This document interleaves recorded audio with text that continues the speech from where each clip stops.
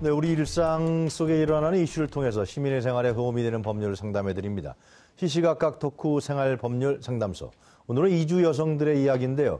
국내 이주민 현황을 살펴보면 2000년대에 들어서서 결혼 이주 여성의 수가 급격히 증가하고 있습니다. 이주 여성의 이혼도 증가하고 있다고 합니다. 이주 여성들의 이혼 사례는 얼마나 되는지 또 어떤 어려움이 있는지에 대해서 이야기 나눠보도록 하겠습니다. 이주민 지원공익센터 감동의 이현서 변호사 그리고 나오미 가족문화연구원 김숙희 원장 모셨습니다. 안녕하십니까? 안녕하세요. 네. 원장님, 현재 우리나라 결혼 이주 여성 수가 계속 늘어나고 있죠. 어떻습니까?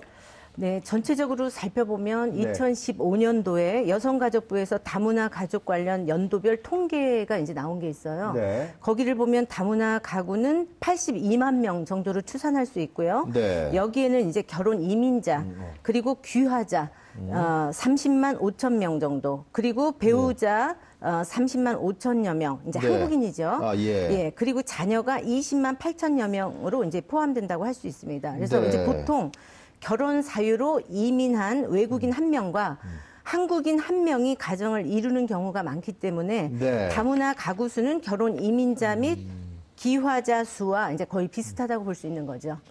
그러니까 대부분의 외국의 여성들이 우리나라로 올 때는 결혼을 목적으로 해서 온다. 그런 거 아니겠어요, 결국? 그죠? 네, 맞습니다. 거의 대부분이 그렇다는 네, 거죠. 맞습니다. 다른 이유라기보다도. 네. 이렇게 여성이 많은 수를 차지하는 이유는 다른 이유는 없는, 혼자 와서 뭐 일하려 이런 거는 별로 없는 겁니까? 물론 이제 혼자 와서 일하는 여성들이 많죠. 네. 예, 그렇지만 이제 여성과 남성의 이제 비율을 봤을 때 네. 혼자 와서 일을 한다라고 하면 남성의 비율이 훨씬 더 높고요. 네. 여성의 수를 보면 결혼을 목적으로 해서 한국인 남성과 결혼하기 위해서 이제 오는 비율이 이제 훨씬 높다라고 할 수 있습니다. 그래서 여러 가지 뭐 문제가 있었다는 게 뭐 언론에도 보도가 됐었던 거 제가 기억은 나는데요. 그러면 이 결혼한 이주 여성들이죠. 특히 이제 뭐 중국이라든가 동남아시아 여성들이 많겠죠, 아무래도요. 네. 네. 이분들이 오셔갖고 또 이혼하는 사례도 많이 있습니까? 네, 이혼하는 이제 사례가 많은데요. 네. 지난 5월에 이제 통계청에 따르면 네. 다문화 혼인 건수는 2013년도에 26,948건이었는데 네. 이제 이혼은 매년 1만 여건씩 이제 발생하고 있다는 거죠. 그래서 이제 혼인은 2만여 건인데 그 중에 절반 정도의 만여 건이 이혼한다. 이런. 네, 맞습니다. 예. 그렇게 이제 통계적으로 나오고 있고, 네. 그리고 또 재혼한 가족이 있는데 재혼한 가족에서도 또 해체 현상이 굉장히 높게 나타난다고 볼 수 그럼 있습니다. 이주 여성들이 와서 결혼했다가 이혼했다가 또 재혼하는 사례도 있어요? 네. 그런데 또 거기에도 또? 적응하지 못하고 또 해체하는 경우가 굉장히 높게 나오기 때문에 네. 사실은 이제 우리나라의 가장 큰 이제 문제 이 부분이 이제 심각하다고 볼 수가 있는 거죠. 왜 그런다고 생각하세요, 변호사님은? 그 관련 지금 네. 관계 법률을 상담하고 계시죠? 예, 저희 센터에서 네. 저희들이 이제 상담하고 네. 소송 지원하는 사례들을 주로 보면, 네. 물론 사유는 굉장히 다양합니다. 뭐 한쪽만의 책임이라고 볼 수 없는 경우도 많은데요. 네. 그런데 이렇게 결혼한 지 얼마 되지 않아서 이혼을 하게 되는 경우에는 특히나 사실은 그 한국인 배우자 대부분은 남편이 되는데요. 이 네. 남편의 가정폭력, 또 시댁의 가정폭력, 언어폭력 네. 등으로 인해서 이혼하는 사례도 굉장히 많고요. 네. 또 그 외에도 아무래도 언어 문화적으로 차이가 크다 보니까 그런 갈등에서 비롯되는 그런 혼인 파탄의 사유도 많고 네. 또 재정적인 문제 때문에 이혼하는 경우도 많습니다. 특히 원장님, 네. 뭐 말씀하실 수 있어요? 실질적으로 네. 이제 상담 사례를 이렇게 제가 살펴보면 글쎄 말이에요. 각자 살아온 지금 문화 자체가 다르잖아요. 국가가 완전히 나라가 다르죠. 살아온 방식이 다르죠. 그러다 보니까 각 나라의 어떤 문화 자체에 대한 충돌이라고 볼 수도 있고요. 그런데다가 여기에 결혼 생활에서 가장 중요한 게 뭡니까? 바로 대화, 소통에 대한 부분인데 소통이 잘 안 된다라는 거죠. 소통이 안 되다 보니까 답답함을 계속 껴안고 있으면서 참고 억누르고 있다가 한 번씩 이 부분이 이제 튀어나왔을 때는 아까 우리 변호사님이 이야기하신 것처럼 폭력적인 언어폭력이라든지 아니면 신체폭력이라든지 물건 집기를 좀 던진다든지 거기에서 또다시 갈등의 이제 요인들이 있고요. 그리고 이 이주 이제 결혼을 목적으로 해서 이제 이주 여성의 이제 어떤 가정 생활을 들여다보면 또 뭐가 하나의 큰 핵심 축이냐면 네. 시부모님하고의 갈등이 상당히 깊습니다. 예. 그러니까 시부모님이 굉장히 많은 부분에 대해서 관여를 하고 또 이 개입을 하고 있는 상황이기 때문에 네. 또 그 부분에 대한 남편하고의 소통도 안 되는 데다가 시부모님하고의 갈등이 또 이제 겹쳐 있다라고 볼 수 있습니다. 근데 그 이분들이 말이죠. 우리가 그냥 통상적으로 생각할 때 이 외국인 여성분들하고 우리 한국 남자하고 결혼을 하잖아요. 굉장히 연애를 해서 막 그냥 그 불꽃이 타올라왔고 제 표현이 어떨지 그래서 결혼하는 사례보다도 네. 다른 사례 아닙니까? 네. 그 어떤 사례라고? 바로 이제 그건데요. 네. 사실은 이제 저희가 가정생활을 함께 하게 됐을 때 연애하는 과정도 사실 굉장히 중요하거든요. 근데 상대적으로 이 다문화 가정의 특징들을 보면 연애 기간이 굉장히 짧습니다. 네. 거의 한 번 만나고 두 번 만나고 때에 따라서는 뭐 한 달 만에 두 달 만에 이렇게 결혼이 결정이 되고 중개업체가 있겠죠. 네, 그런 상황이기 때문에 파악을 전혀 하지 못한 상태에서 와서 충격받았다, 너무 놀랬다, 이제 이런 경우가 이제 사실 굉장히 많습니다. 그렇기 때문에 갈등이 어떤 상황에서 일어났을 때 네. 좀 잘 조정하면서 서로 사랑하는 감정을 담아서 서로 좀 잘 조율하는 과정이 필요한데 거기에 대한 예행 연습조차도 없었던 거죠. 그 한국인 남성들은 왜 결혼하는 경우가 어떤 경우가 많아요? 외국인 여성들하고 할 때. 보통 그리고 또 이제 나이 차이. 아이 때문에 그러는 건가요? 어떤 거? 나이 차이가 이제 사실 굉장히 많이 나는 어떤 특징들이 있는데 네. 한국 남성들이 외국인 여성을 이제 선택할 때는 만혼이었을 때 굉장히 나이가 많아서 더 이상 한국에서는 좀 내가 결혼하기가 좀 어렵다라고 했을 네. 때 그럴 때 결혼하는 확률이 이제 훨씬 더 높고요. 그러다 보니까 이제 나이 차이는 굉장히 많이 나고 그러다 보니까 이제 여기에 대한 또 갈등도 또 있을 수 있습니다. 또 이제 그 동남아시아 여성들은 한국에 오면 좀 거기서 살는 것보다 훨씬 더 좀 좋은 조건에서 경제적으로 좀 네. 편해질 거다 생각하고 또 결혼 오는 건가요? 네, 맞습니다. 그런데 네. 와서 보니까 여러 가지 지금 말씀하신 데 이주적인 문화라든가 이런 부분에서 폭력을 경험하면서 이혼하는 경우가 많다. 그런데 그 이분들이 말이죠, 변호사님. 그러니까 이주 여성들이니까 만약에 결혼 생활 하다가 이제 남성으로부터 폭력을 당하고 특히 이제 시부모로부터 그런 각종 폭력을 당하면서 네. 이혼하고 싶을 거 아니에요. 근데 이혼을 쉽게 또 국내법, 그러니까 대한민국 법을 잘 알아야 되는데 그런 절차나 이런 거 좀 익숙하지 않을 것 같아요. 예, 이게 사실은 이 네. 이혼 절차 관련해서 이분들이 외국인이다 보니까 네. 또 한국인에 비해서 특유한 문제가 발생을 하는데요.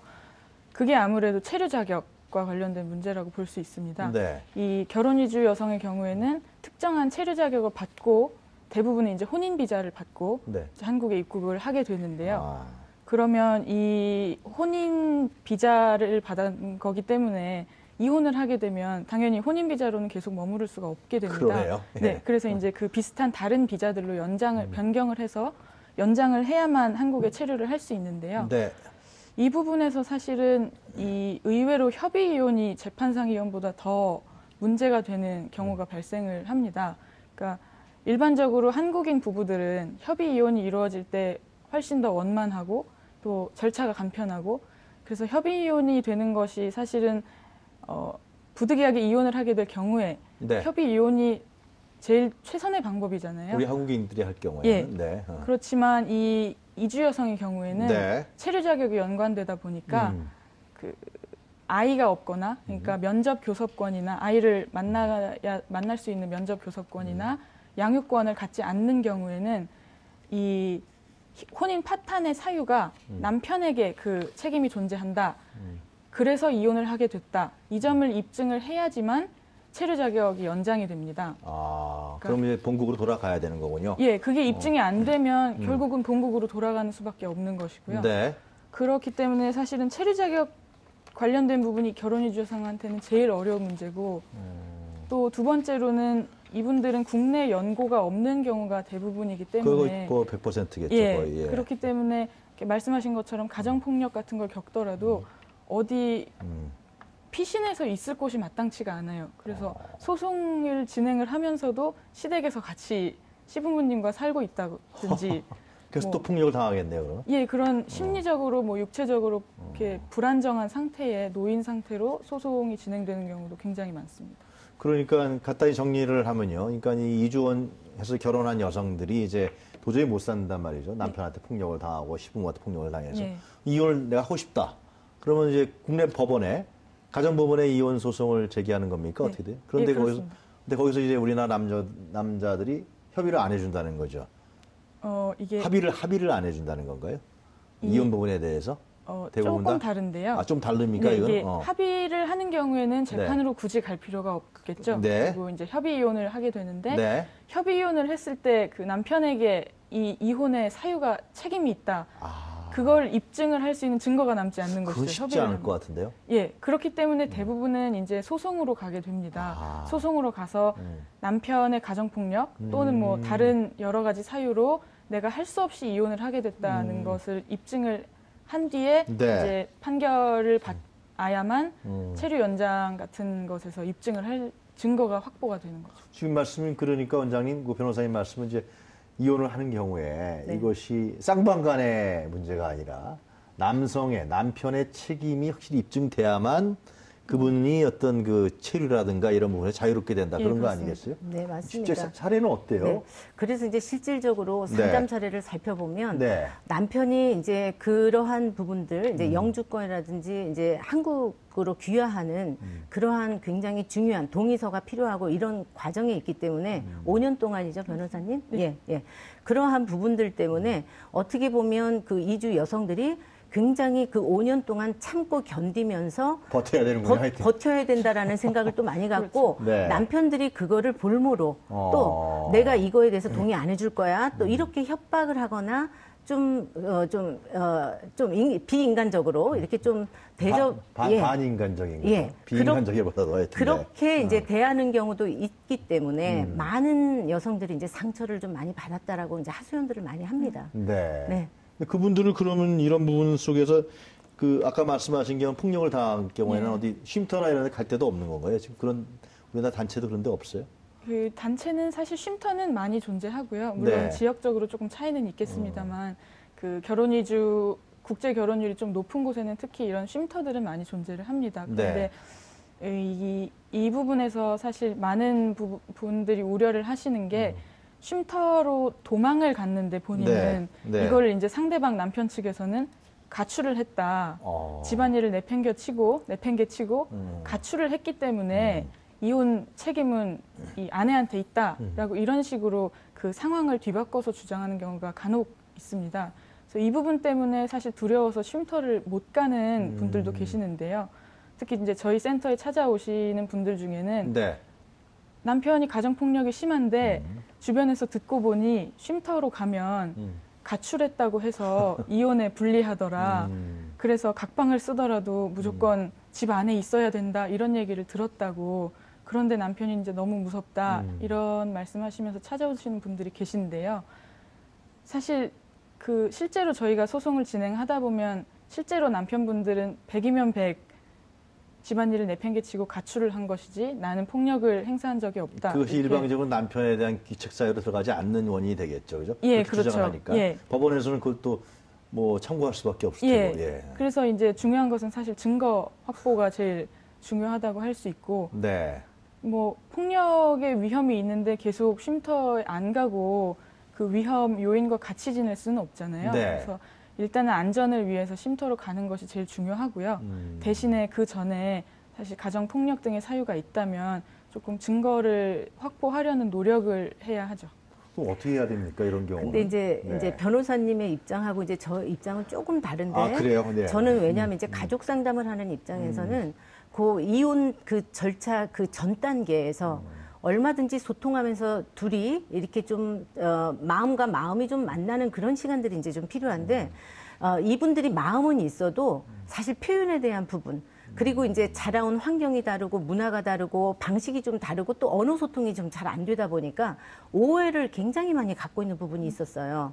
상담을 하다 보면 굉장히 많은 것들에 대한 괴리감을 많이 느끼고 있기 때문에 그거를 좀 종합적으로 좀 조정해주고 상담해주고 이런 시스템이 우선적으로 더 많이 필요하다라는 이제 생각이 들고요. 왜냐하면 시부모님 입장이나 아니면 남편 입장에서는 그 좀 뭔가 같이 대화로 소통을 해가지고 함께 좀 했으면 좋겠는데 또 자기네들 나라 말을 하면서 집을 좀 나간다든지 이렇게 했을 때는 방법을 어떻게 찾을 수가 없다라고 또 이제 이쪽 입장에서도 이제 그런 부분이 있기 때문에 서로가 원장님 네. 말씀을 하여튼 간에 이제 그 연구원에 계시니까 네. 가능한 어떤 외국인 여성이라도 그렇죠. 같이 해서 잘 결합해서 한국에서 네. 정착해서 행복한 생활을 하게 하는 것이 제일 좋다고 가장 하는데 좋은 방법이죠. 그렇군요. 자녀 문제가 또 걸쳐 그렇죠. 있습니다. 그러나 네. 이제 좀 드는 생각은 이혼을 도저히 못 견뎌서 이혼을 해야 한단 말이죠. 네. 우리나라 한국 여성들도 요즘에 뭐 과거하고 다른데 외국 여성이 들어와서 이렇게 폭력을 당하고 특히 남편으로서 폭력을 당하는 게 그건 당연히 이혼을 해야 되는 거 아니에요? 어떻게 살겠어요? 그런데 이혼을 하고 싶은데 이혼에 대한 절차라든가 어떤 그 방법이라든가 이런 게 어렵다는 거 아니에요? 예, 결국은 맞습니다. 요지가 아니에요? 그럴 경우는 어떻게 해야 되냐 문제가 생기는 거 아닙니까? 그건 하나의 인간의 권리 같은데. 예, 맞습니다. 예. 사실 원가정 보호가 가장 예, 중요하고 그건 원장님 원칙인 예, 것 맞습니다. 같은데. 그런데 예. 결국 그 가정이 지켜지지 않을 정도 지경에까지 이르렀을 때에는 이제 과연 어떻게 해야 될 것인가 하는 문제가 남게 되는 거죠. 특히 폭력을 당할 경우 어떻게 그 의도맞고 계속 살 수는 없는 거 아니에요? 그러니까 이제 네. 폭력이라든지 이런 거는 이제 결과적인 상황이라고 보여지고요. 네. 결과적인 상황 이전에, 그러니까 일이 커지기 직전에 그 전 단계에서 좀 조정하면서 서로 뭔가 이렇게 함께 할 수 있는 프로그램들이 분명히 많이 좀 나와줘야 된다고 생각합니다. 그러니까 제가 이번 폭력을 당했다 그랬을 때 예. 이거는 요즘 제가 보기에는 뭐 가정법원 가기 전에 형사 고발 조치해야 되는 거 아닌가 싶기도 한데요. 예, 그렇게 고소하는 경우도 간혹 있습니다. 근데 감히 못하겠죠. 어떻게 봅니까? 그거는? 그렇죠. 왜냐하면 네. 이게 어쨌든 이 집에서 살고 있고 아, 나는 이혼이 되면 뭐 한국에서 갑자기 떠나야 할 수도 있고 내 아이도 있는데 특히 아이가 있는 경우는 내 아빠를 범죄자라고 고소를 한다는 게 사실 쉬운 일이 아니죠.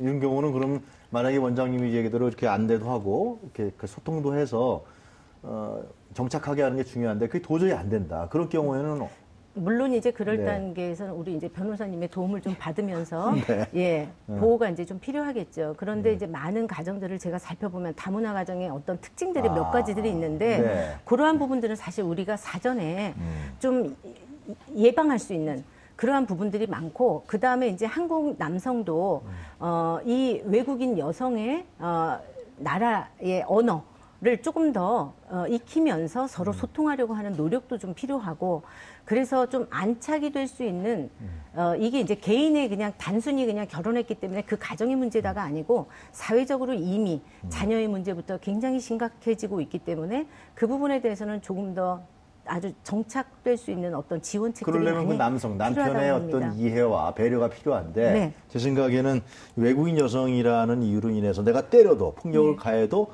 이 여성은 나를 뭐 형사 고발하지 못할 거라는 걸 알고 있을 거 아니에요. 그러니까 더 폭력이 심화되고 더 그게 더 파괴되는 과정을 하는 거 아닌가 싶기도 한데. 사실 그런 상황도 저희 상담사리에서는 실제로 있었는데요. 네. 이 남편이나 시댁에서 남편분이나 시댁이 이분의 여권이나 외국인 등록증을 그 보관을 하면서 네. 그러니까 이분 본인 거지만 여성분에게 주지 않는 거죠. 어. 남편분이나 시댁에 보관을 하면서 이렇게 가정 생활을 하고 그 경우에는 이분이 뭐 쉼터로 도망을 간다 하더라도 모든 여권이나 외국인 등록증 같은 걸 다 집에 두고 왔기 때문에 네. 또 그런 소송 자료 확보조차 어려워지고 뭐 그런 식으로 이렇게 통제하에 두려는 그런 사례들이 간혹 있습니다. 그 정부의 대책은 어떤 게 있어야 된다고 봅니까? 대한민국 정부의 대책이 이런 경우에 이런 부분에 이제 네. 그 아까 잠깐 말씀하셨지만 그 영주권 신청 같은 경우에 일반적으로는 5년 이상 한국에 체류해야지 이제 네. 영주권 신청 자격이 주어지는데요. 이 결혼이주 여성의 경우에는 사실 2년만 한국에서 체류를 하면 신청 자격은 주어집니다. 네. 그런데 그건 신청 자격일 뿐이고 신청해서 받게 되기까지는 사실 요건이 되게 엄격한데요. 이렇게 가정 파탄으로 인해서 네. 본인의 책임 없이 이혼을 하게 되는 여성의 경우에는 이 국내에 머물고 싶어 한다면 이런 영주권이나 귀화 요건을 조금 완화해 줄 필요가 있고요. 알겠습니다. 예, 예. 그렇습니다. 영주권 신청에 대해서 좀 용이하게 다른 예. 외국 사례처럼 갈 필요가 있다. 뭐 그런 말씀이신 것 같네요. 그렇습니다. 그럼 이러한 좀 어떤 불합리한 폭력 사례라든가 뭐 이혼 부분에 대해서의 불합리한 부분도 좀 살아날 수 있다. 뭐 예. 그런 말씀. 시간이 좀 더 있으면 우리 원장님 말씀 듣겠는데 정리를 해야 될 것 같습니다. 죄송합니다. 예. 네, 이현서 변호사 그리고 나오미 가정문화연구원의 김숙기 원장 모시고 말씀 들어봤습니다. 감사합니다. 그렇습니다.